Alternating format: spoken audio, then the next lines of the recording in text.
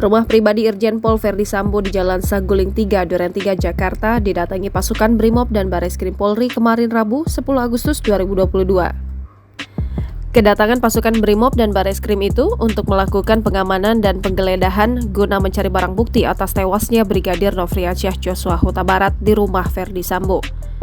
Sejumlah mobil taktis Brimob hingga pasukan bersenjata lengkap dikerahkan dalam proses penggeledahan rumah Verdi Sambo. Penggeledahan di rumah pribadi Verdi Sambo berlangsung sejak Selasa 9 Agustus pukul 15.00 waktu Indonesia Barat hingga Rabu 10 Agustus pukul 1.00 waktu Indonesia Barat.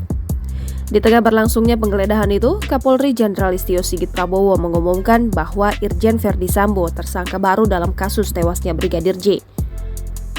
Pada Rabu 10 Agustus, Tribun Network pun kembali mendatangi kediaman Verdi Sambo di Jalan Saguling 3, Duren 3, Jakarta.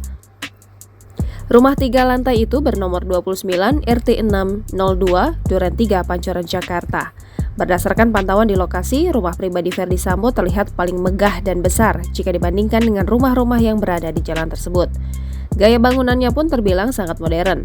Ornamen bangunan terlihat berwarna coklat dengan pagar berwarna abu-abu yang menjulang tinggi. Pada tampak depan, tembok bercat hitam dengan tinggi kurang lebih 2 meter menutupi halaman pintu rumah.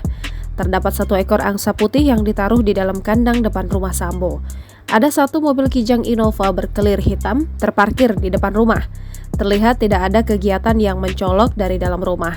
Pada lantai 2 rumah Verdi Sambo terlihat tampak depan jendela dengan kaca besar serta gorden putih dalam kondisi terbuka. Ada 1 buah pohon besar yang di bagian tengah rumah itu.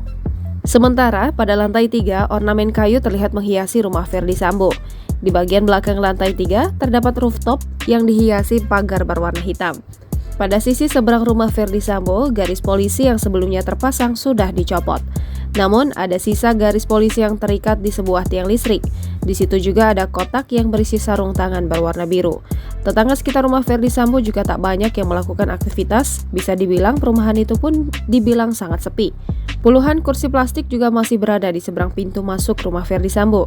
Keberadaan kursi plastik itu diduga digunakan saat proses penggeledahan di rumah Verdi Sambo.